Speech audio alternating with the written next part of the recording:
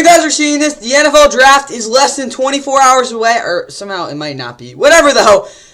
This is obviously my final mock draft. This is my final thoughts on who will be picking, and there's going to be some wild trades, guys. Let's go, though. Here's my final mock draft. Getting ready for this thing. It's going to be wild.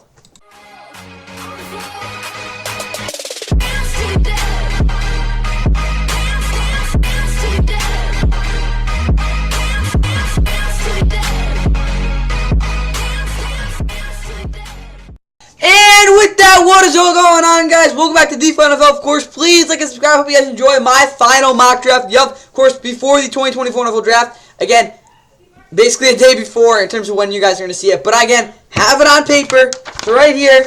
But I will be going through it, and I'll be giving you thoughts on what I think will happen throughout the NFL draft. At least first round, again, first day. The rest, I mean, they're important. I mean, Puka Nacua came out of it for the Rams, and he's kind of the reason we won all those games. Not the whole reason, but part of it, obviously. But either way, let's get right into the cut to the chase, I guess. First things first, Caleb Williams going #1 overall. I mean, if you don't think that, I mean, you're either a homer of like the Commanders or Patriots or something, or you shouldn't be doing anything that really revolves around the NFL. So guys, I'm sorry, he's going #1, and something absolutely crazy would have to happen for that just not to happen. Either way, it's gonna happen. I think it's like probably 95% chance. But this is completely up in the air. Drake May or Jaden Daniels #2. Commanders, I've thought about this at least 10 different times in the past, probably 5 seconds, about who I think they'll take. But ultimately, I think that Jaden Daniels will fit Cliff Kingsbury's system just a little bit better than Drake May. And for that reason, I do think Jaden Daniels will be going to the Commanders too. Again, looking at my big board, he is a better prospect. It's very, very close. You got to realize, like, these guys are neck and neck. Yeah, the grade, it doesn't actually go as that. But Drake May's potential is higher than Jaden Daniels. It just is. But with all that said, Jaden Daniels is definitely more of a sure thing. And again, the Commanders just need a guy who can go through his reads and not turn over the football. That is what Jaden Daniels will do for you. I do think that's who the Commanders are going to pick. The only issue is that offensive line. They'll have to address that the rest of the draft because they need depth at that position. Because, again, if Jaden Daniels, at the end of the season, again, if they're beat the hell there, he's going to have a rough time. He'll probably get injured too. But that offensive line needs to be steady because, again, he will take sacks because he does not have that strength and that break sack ability, I guess you could say, naturally to, again, avoid some of those big hits. Maybe we'll see if he can get better there. And then, actually, that leaves the scraps to the Patriots or the leftovers. I mean, Drake May is not that bad of a guy to pick. But, yeah, I'm sorry, guys. Jacoby Brissett's awesome. You could argue he might even start for the Patriots to start next year, but I can't think about him actually starting the rest of the year. Yeah, that Patriots offense is pretty awful. Even if you do add Drake May as the starter, again, Demario Douglas, KJ Osborne, Kendrick Bourne. Kendrick Bourne, I think, is a respectable #3 receiver, let alone #1 for them. But as bad as this offense is, I do think that if they get a running game going and what is called Jerod Mayo is able to at least get something out of these receivers, this offense can be somewhat not the worst in the league. But yeah, Drake May is not obviously going into a great situation in the grand scheme of things. But again, if he gets the right coaching, Drake May will be, I think, have a successful what is called rookie year. But again, it's not the greatest situation, so I would not be surprised if they don't take him. But at the same point, I mean, if he's there, take him. #4, you got to take Marvin Harrison Jr. for the Cardinals. I mean, you can't go into the season with Michael Wilson Jr. as #1 receiver. Yeah, I get if you trade down. Really, the only thing I can think of is like the Bears or not even the Bears. If the Giants like gave you, I don't even know, Dexter Lawrence or something in like a first round and their #6 pick for it, because the worst case scenario, you're getting like what is it, Rome Odunze. But yeah, if you're the Cardinals, I'm sorry, you got to take Marvin Harrison Jr. here, guys. He's the best player in this draft class. He's an elite prospect. Don't mess around here. Take him. And now at #5 with the Chargers, again, they could obviously just straight up take what is called Mike Neighbors, which again is thought of a lot of. But I mean, if you're looking back at the Vikings are desperate right now. You can't have Sam Darnold as your starting quarterback next year. I'm just sorry, it's just not going to happen. So with that on the horizon, if they don't take don't get J.J. McCarthy, which is very unlikely, again, looking at the rest of this, for sure. So, again, they don't have to wait until 11 to get J.J. McCarthy, just because, again, and not one of these other teams, like the Raiders or Broncos, could move up and make this. So, what are the Vikings going to do? Well, what did I have them doing? I had them trading #11 in their second-round pick. So, the Vikings, there we go. And then the Chargers, what do I have? I had a 1st and 5th. No, this is there. Number 108. So, number 108. This is the trade I did. This is work. It doesn't work here. What the heck, bro? This is why this system just is not great.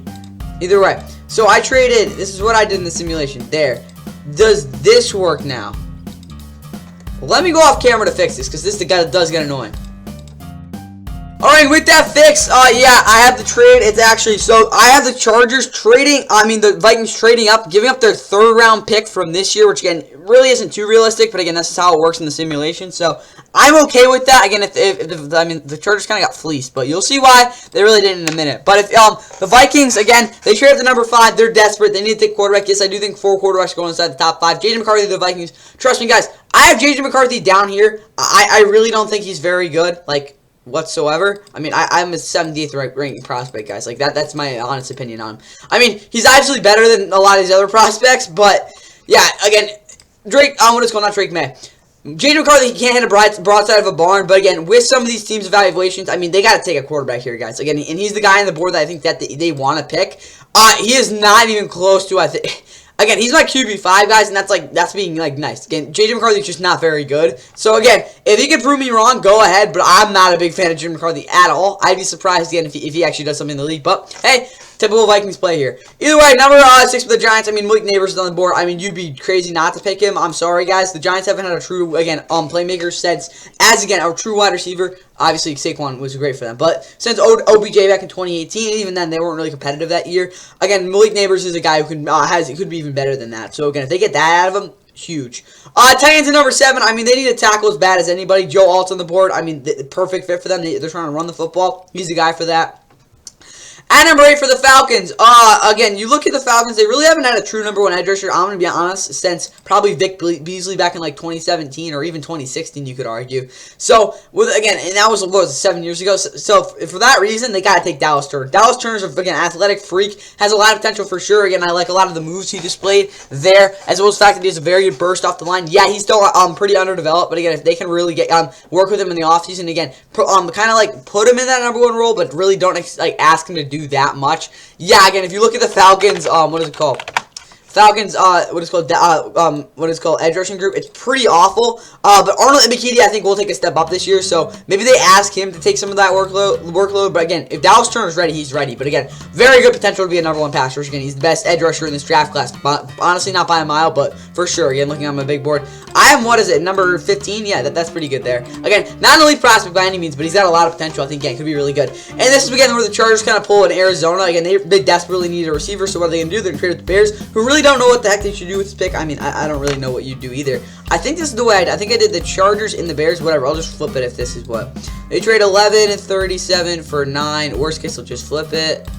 Okay, this is sected. Alright, at number 9, I have the Chargers going up and getting Rome Odunze somehow in some way. I don't know how they did, but they did. Again, you cannot go in the season with Josh Palmer as your number 1 receiver. I like Josh Palmer a lot, but again, looking at that offense when they had him in there back in 2022 as their number 1 receiver, they were kind of brutal. Again, they were playing bad teams. That's really the only reason they did. They actually played somewhat not awful.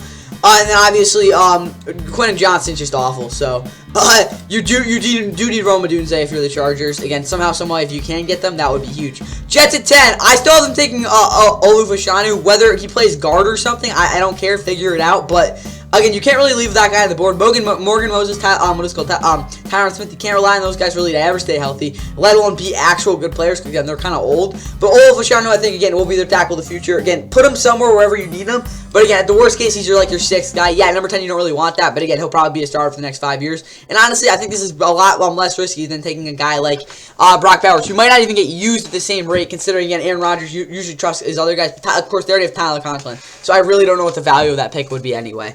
At number, what are we at, 11, I think? Yeah, that would be the Bears going out and getting Jared Verse. This isn't a pick I exceptionally love for them, but again, he is a scheme fit, and I do think this is a guy they would actually take. So, at number 11, the Bears go after Jared Verse, the power rusher. Again, they already have a speed guy, like Montez Sweat on the other side, kind of the Batman Robin. Actually had a little bit of depth, too. He won't be pressured as much as well. Could definitely be a big guy and big producer for them next year. Broncos at number 12. All right, the Broncos, I mean, at this point, they're kind of defeated. They didn't get their quarterback. They're, at this point, they're thinking, yeah, we're going the year with Zach Wilson as our freaking quarterback. This is awful. But Brock Bowers on the board. They need a tight end really badly, so just take him, fill that hole, have another weapon besides, I don't know, Cortland Sutton and Marvin Mims. Not the greatest group there, but, I mean, it's better than some other teams. So, I mean, yeah, you got Brock Bowers. Good for you. Elite tight end prospect.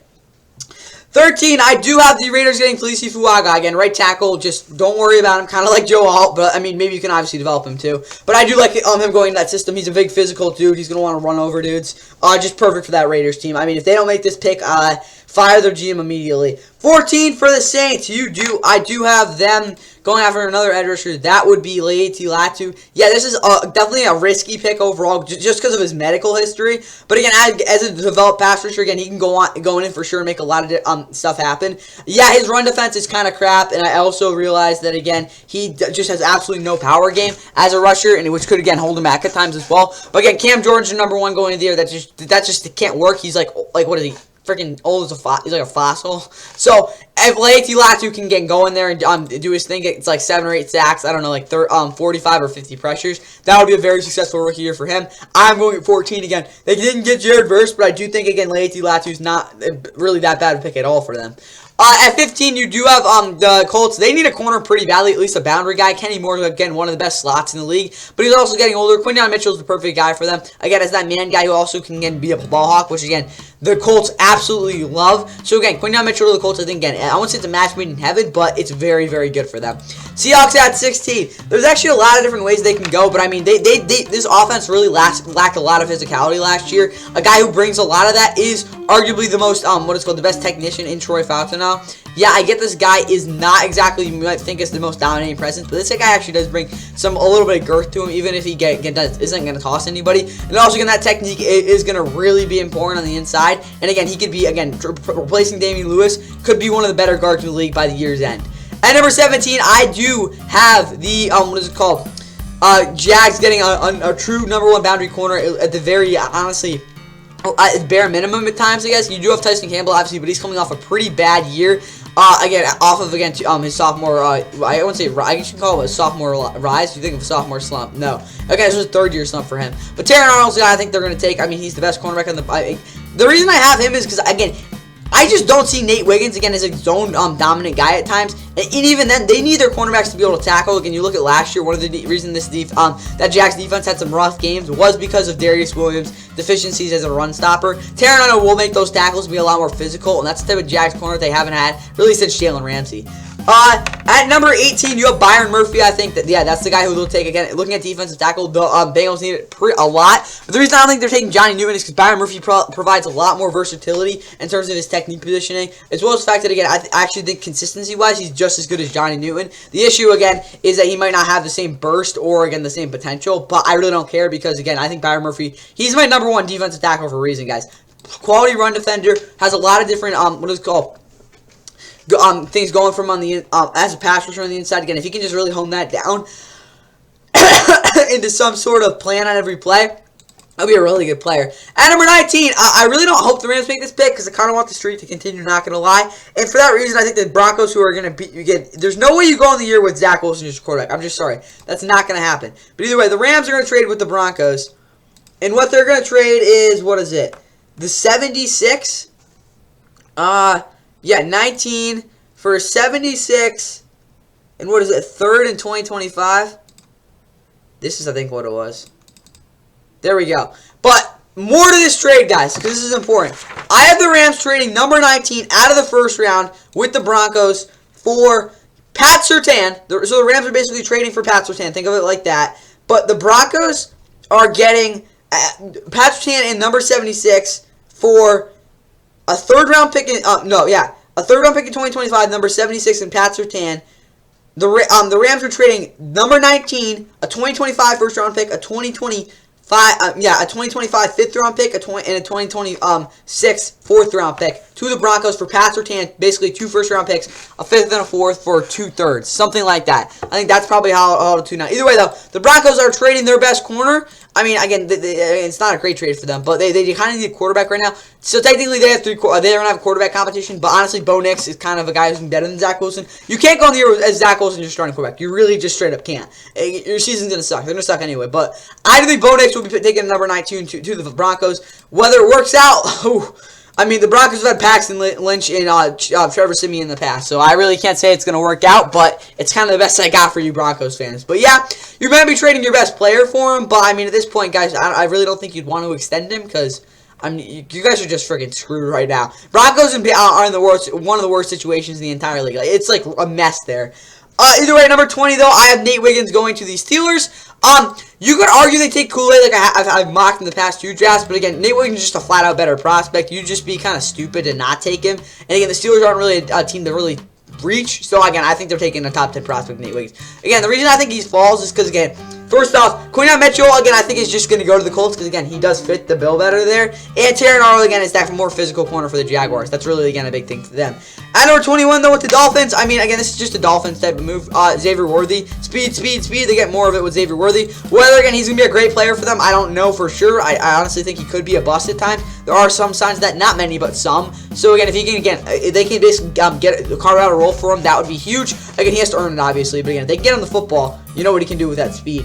And now at number 22, I have Kamari Lassiter, who, again, I get no one, like, everyone's kind of been dogging on Kamari Lassiter for a while now, but I still think the Eagles are going to pick him just because of that scheme fit. It's a match made in heaven. Not obviously the Georgia thing does help too, but Kamari Lassiter, yeah, his draft, what it's called, combine was kind of bad. Not going to lie there, but I also have him as my, what is it, cornerback 7, I think. He's not very high. But at the same point, you're going to get a quality play to Kamari Lassiter. He's straight up better than Kylie Ringo. And they need a guy in the future that can be dependable. That is your guy there at 22 to the Eagles. Now to the Vikings at 23, they need a guy who's physical as a number 1 as a cornerback. That would be, of course, Kool-Aid McKinstry, who, again, I really don't know why they wouldn't take him in this spot. Byron Murphy's obviously your number 1. Josh Meadows is kind of your do-it-all other guy. But Akil Evans had his definitely ups and down last year. But at the very least, they will be getting a cornerback as an outside presence. And again, won't have to worry about that place for a while. Again, covering number 2 receivers, maybe number 1s at times. Again, Kool-Aid McKinstry would be a quality player for them. Cowboys at 24, they need a tackle. Maurice Mims is there. I mean, Tyler Smith just booted him over to left guard. That's where he actually, I think, plays better at times. Again, Maurice Mims at left tackle. Again, so much potential. Worst case, again, you just what it's called, have him win the roast for a year, and then next thing you know, he's your starting left tackle. So again, I like this pick for the Cowboys. And at 25, again, the Bills. I don't know why I think they're going to do this, but again, it's just kind of an unnecessary move for them. But again, I think them and the Packers are going to be trading. What is it called? So the Bills are going to be trading with the Green Bay Packers for this number 25 spot. Again, I think they might be, again, what is it called? The Bucs are going to take a receiver or something. I really don't know why they would think this. But again, I just have a feeling this will happen. They're going to trade their second next year. So, like, again, the Packers are basically going to fleece them. And now with this 25th pick, I do think that the Packers are taking, the Bills are taking Brian Thomas Jr., who, again, has a immense amount of talent. He could end up like a Gabe Davis, which honestly, for them, really isn't that bad. Again, they really don't have a number 1 receiver right now. Khalil Shakir, Curtis Samuel are really their only guys that you actually can, like, depend on. And for that reason, Brian Thomas Jr. going to them, again, as an explosive receiver, is a guy they desperately need. The only question is, again, if he can have a good rookie year. And now 26 for the Bucs. I didn't think Chop Robinson, they really, again, worst case, again, he just sits behind Joe Tryon, who, again, they're just going to not extend in the offseason. But Chop Robinson has a lot of potential, very, very fast, athletic guy. Really has no sort, again, he actually has more of a power game just because, again, he's very good getting to the edge. Also, his what is it called? Toolbox isn't super deep, which again I think is a little bit of concern as well. As a run defender, obviously he's just not great because of his size. But again, Chop Robinson has, I wouldn't say immense potential, but he definitely has the potential to be a number 1 edge rusher. So we'll see if we can get to that point. I like this guy going to the Bucs with Yaya Diaby there on the other side. Again, they think, what was it, 2nd round pick or 3rd round pick? They took him last year. Again, big success for them there. And now at 27, I do have the Cardinals taking TJ Tampa. Greedy Williams is not a number 2 corner. TJ Tampa could be. Again, I don't have I'm not too high on him, but again, this is a guy I think the Cardinals could take here if they don't trade out. But again, I'm just going to do this because it makes sense to me, and again, I have a feeling about it too. At 28, the Packers, Ennis Rakestraw Jr., I still haven't changed these guys. Unless something crazy happens, I do think this will eventually happen. Again, whether they take him here or even in the 2nd round, again, I think he will end up as a Green Bay Packer. Lions at 29. I mean, this is again kind of out of left field. I didn't even scout this guy too much. Watching, what is it, like I think I watched, 30 minutes of Marshawn Leland. This guy's a freaking dog. He's just going to try to wreck you. And again, he's a perfect Lion. So people are going to be shocked about this guy, but Marshawn Leland, again, huge power rusher for sure. But again, him behind Marcus Davenport, again, as that kind of rotational guy, and him with James Houston there as well. Those 2 guys are going to be deadly for the Lions, and also give Aiden Hutchinson some breaks. The Lions, I think, are going to have a fearsome pass rush, so they're able to get this guy, maybe get 2nd round, but 29, I think, is where they're going to pick him. Dan Campbell, I think, will love this dude. Now at number 30, you do have the, Ravens, and I mean, again, Daniel Flaley, you just can't have him as your number 1, your right tackle. J.C. Lattimore, yeah, more of a left tackle for sure, but again, worst case, move him to right right tackle for whatever reason.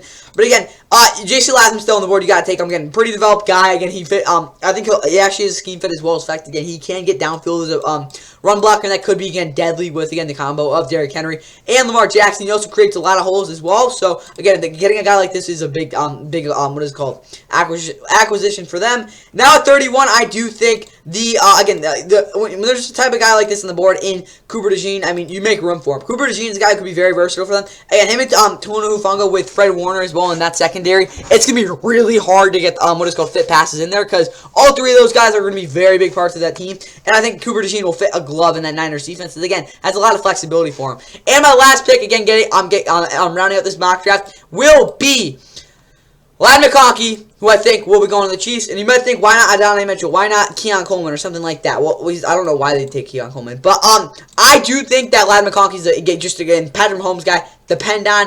I know this is white receivers, but we get the point there. He's a dependable receiver, and the Chiefs have not had that since Tyreek Hill for sure. So if they're able to get a guy like that, that'll be big. And that's really all I got for this 2024 NFL mock draft, guys. Hope you guys enjoyed. Hope you guys enjoyed the NFL draft. Again, that is on ESPN, ABC, NFL Network, starting at 8 tomorrow. Friday it's at 7 on not ESPN, ABC, ESPN2.